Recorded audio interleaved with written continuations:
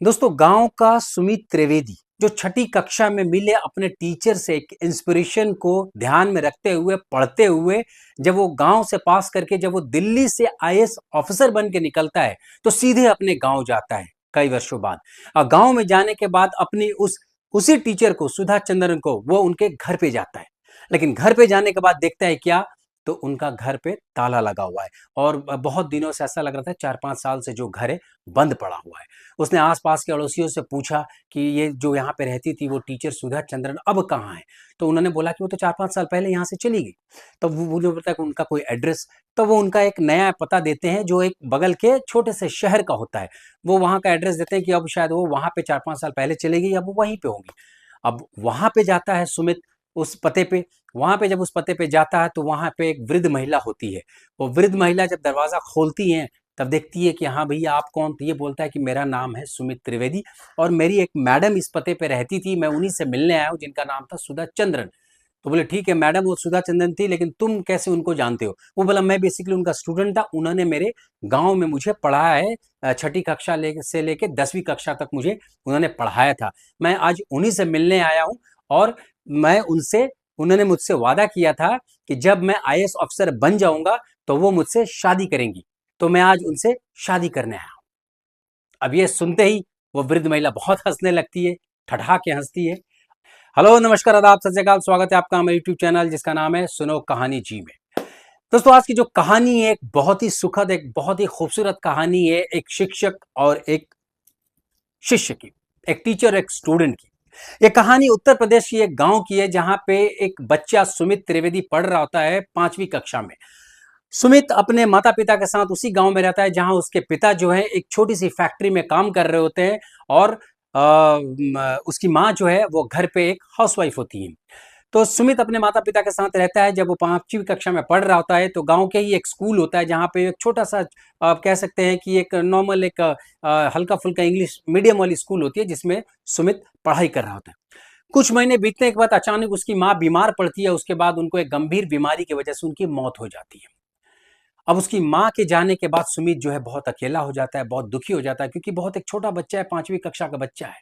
तो अब सोचिए उस पे क्या गुज़रेगी, अब घर में वो अकेले है और उसके पिता जो है वो फैक्ट्री में सुबह निकल जाते हैं 8 बजे या फिर वो आते हैं शाम को 6-7 बजे।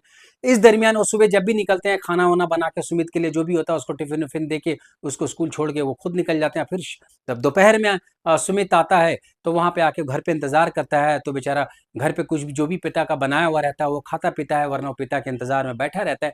फिर जब पिता शाम को 6-7 बजे आते हैं तब घर पे बनाते हैं, तब इनको दोनों अपने बैठ के खाना खाते हैं। अब सुमित जो है समय बीतता गया, सुमित अपनी माँ को बहुत मिस कर रहा है। वो अकेले घर पे रहता था, गुमसुम हो गया। अब जो भी बातचीत करनी होती थी नहीं होता है, किसी से बच्चों से खेलने नहीं जा रहा है, ना कोई मिलनसार होना। धीरे-धीरे सुमित जो है अब कहता है कि मैं स्कूल जाना उसने बंद कर दिया, अब वो स्कूल नहीं जा रहा होता है। अब चूँकि सुमित जो है बहुत ही अकेलापन महसूस करने लगा, घर पे अकेले रहने लगा, सबसे अलग-थलग हो गया, गुमसुम रहने लगा। ये देखकर उसके पिता से रहा नहीं गया तो एक दिन उन्होंने अपने एक मित्र को बुलाया। वो मित्र जो उसके घर पे आए उन्होंने देखा सुमित से बात करने की कोशिश की, सुमित कुछ नहीं बात कर रहा था।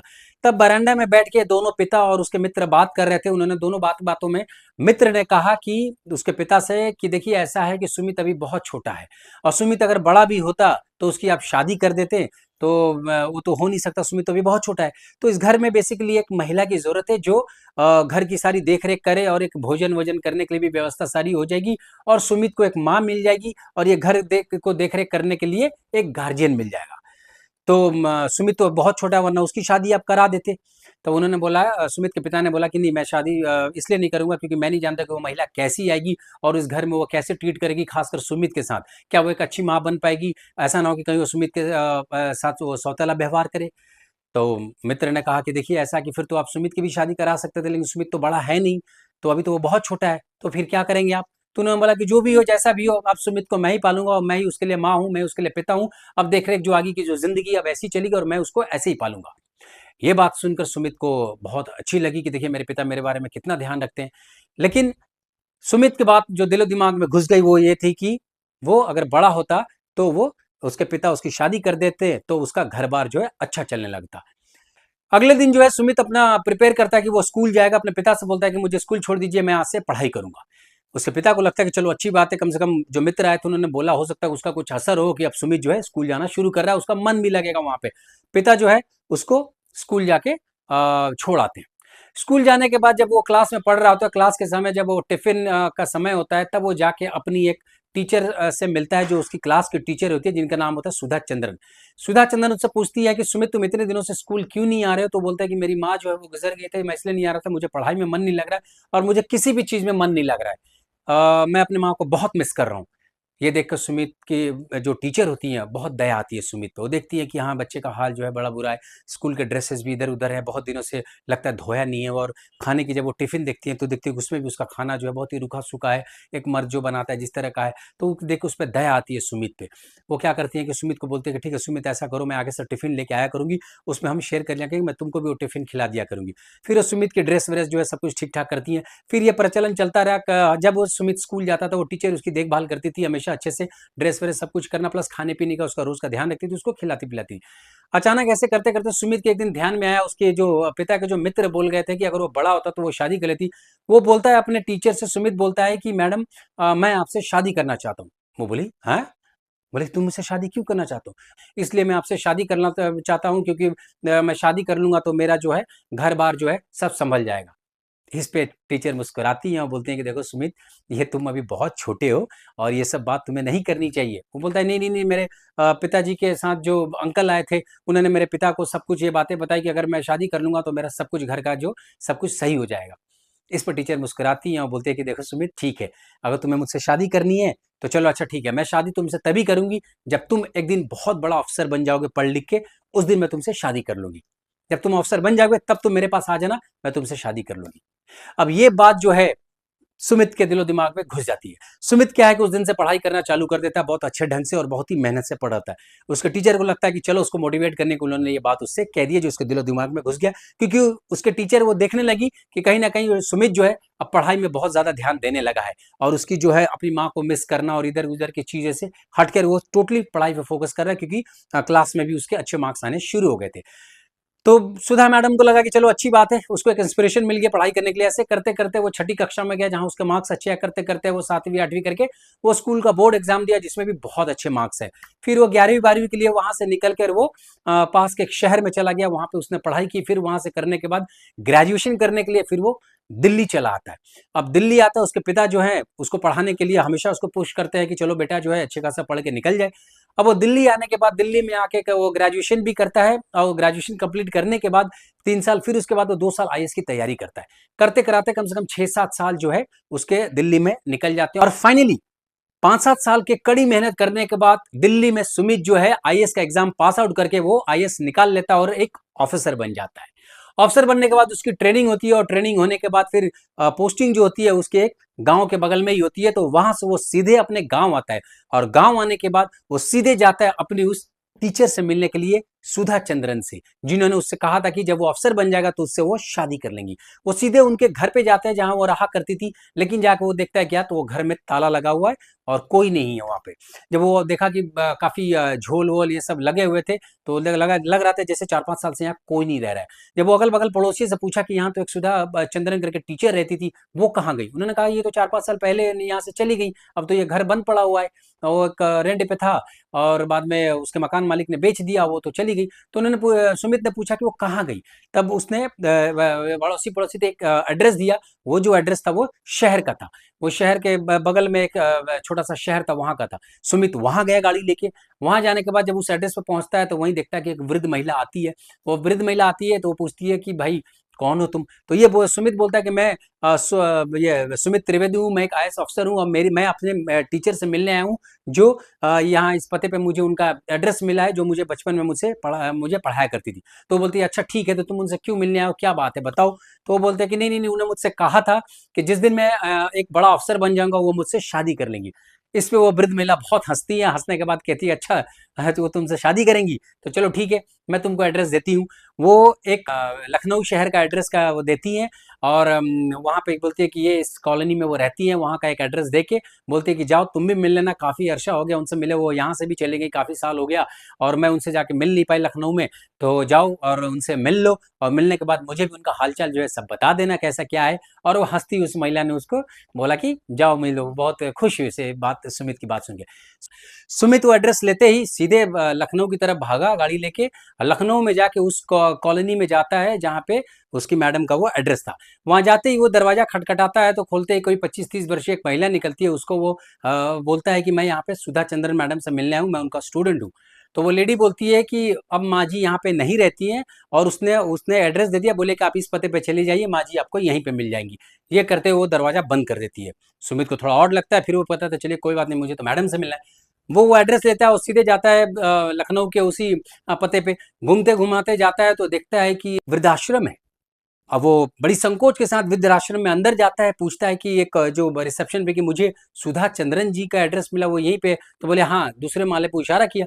अब वो चलते चलते सीढ़ियों से ऊपर जाता है, जाके देखता है कि कोने में एक कमरा होता है, वहां पे देखता है कि उस नंबर में बोली थी कि वहां पे चले जाना। वहां पे जैसे ही सुमित पहुंचता है तो देखता है कि उसकी जो टीचर होती है सुधा चंद्रन, वो बिस्तर से उठने की कोशिश कर रही है लेकिन उठ नहीं पा रही है। अब सुमित के हाथ में गुलदस्ता था, वो मैडम के लिए लेके आया था, क्योंकि उससे तो शादी के लिए प्रपोज करनी थी मैडम को। तो वो क्या करता है कि सीधे जाता है, घुटनों पे होता है और बोलता है, मैडम क्या आप मुझसे शादी करेंगी? अब ये बात सुनते ही सुधा चंद्रन जो है बड़े गुस्से में हो जाती है कि अरे कौन है तू, मुझसे क्यों मिलने आया, और इस तरह से तुम बातें कर रहे हो, मुझसे शादी करोगी, शर्म नहीं आती है तुम्हें, मेरी उम्र का लिहाज करो। हाँ, वो उठ नहीं पा रहे थे, उनको गुस्सा आ रहा था। सुमित ने उनको हाथ दिया और उनको उठाया। जैसे ही वो बेड पे बैठ गई, तब वो बोला कि मैडम आपने मुझे पहचाने नहीं? बोली नहीं, मैं तुम्हें नहीं पहचानती हूँ। तो सुमित ने कहा, मैडम मैं आपका सुमित त्रिवेदी, कल्याणपुरी गांव से, वहां पे कक्षा 6 में आप मुझे पढ़ाती थी, आपको याद है, 5 से पढ़ाती थी, फिर आपने मुझे 10वीं तक ले पढ़ाई की है, मैंने की थी, और आपने मुझसे वादा किया था कि मैं जिस दिन बड़ा अफसर बन जाऊंगा आप मुझसे शादी करेंगी। तो मैडम आज मैं बहुत बड़ा आईएएस अफसर बन चुका हूँ और मेरी ज्वाइनिंग हो चुकी है, तो इसलिए मैं भागा भागा ये फूल गुलदस्ता लेके आया हूँ, और मैं आपको ये प्रपोज करता हूँ कि आप मुझसे शादी कीजिए और अपना वादा पूरा कीजिए। अब ये बात सुनते ही मैडम को बड़ी जोर से हंसी आती थी।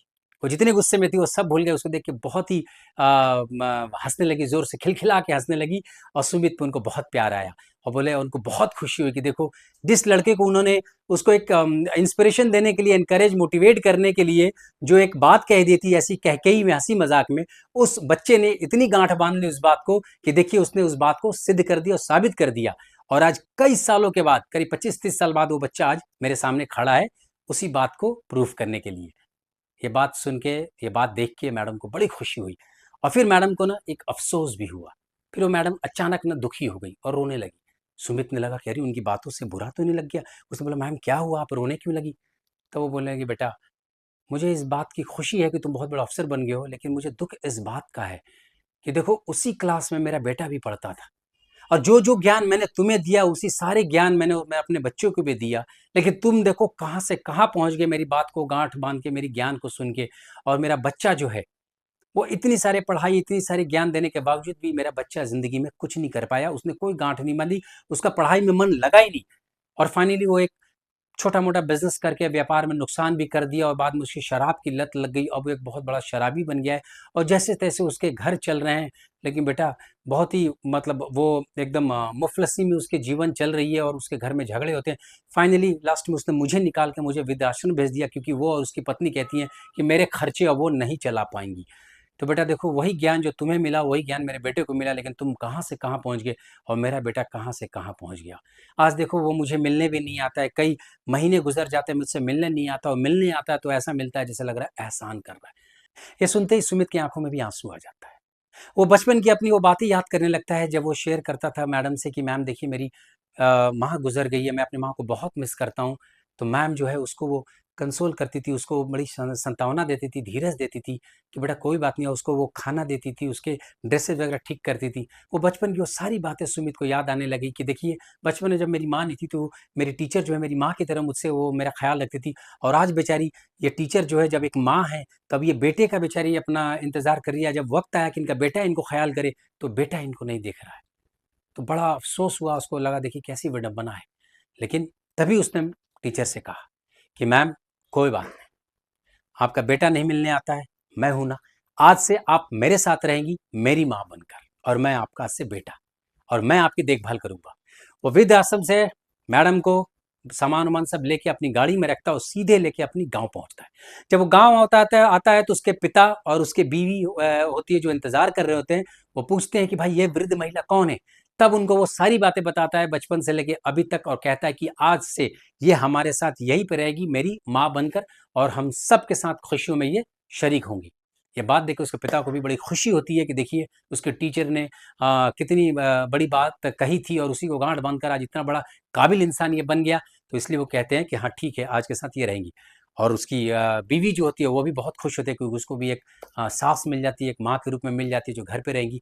तो इस तरह से आगे जो होता है, टीचर जो होती है सुधा चंद्रन, वो सुमित अवस्थी के साथ उसके घर पे ही अब रहना शुरू कर देती है और आगे के जीवन जो है वो खुशहाल से इस तरह से व्यतीत करती है। तो दोस्तों आपने देखा कि कैसे एक टीचर की एक स्कूल में छोटी सी कही हुई बात, उस बच्चा जो उसको गांठ बांध लेता है, वो उसका जीवन में कितना बड़ा बदलाव लाता है कि एक बहुत बड़ा ऑफिसर बन के निकलता है। तो कहते हैं ना कि माँ बाप तो पैदा करते हैं, लेकिन असली जो जीवन में जो एक मार्गदर्शक जो कहते हैं वो स्कूल में होता है, वो गुरु होता है। तो कहते हैं कि गुरु जो है वही जो शिष्य होता है उसको सही मार्गदर्शक देता है। तो देखिए ये कहानी से उम्मीद करता हूँ कि आपको एक बहुत बड़ा इंस्पिरेशन मिलता होगा, एक प्रेरणा मिलता होगा, और ये कहानी सुनकर आपको बहुत खुशी होगी। तो उम्मीद करता हूँ कि आप लाइक कीजिए, सब्सक्राइब कीजिएगा, कमेंट कीजिएगा और प्लीज़ शेयर ज़रूर कीजिएगा, क्योंकि बहुत अच्छी एक कहानी है, ताकि बहुत लोगों को ये इंस्पिरेशन मिल सके। तो मिलते हैं अगले वीडियो में, तब तक के लिए जय हिंद।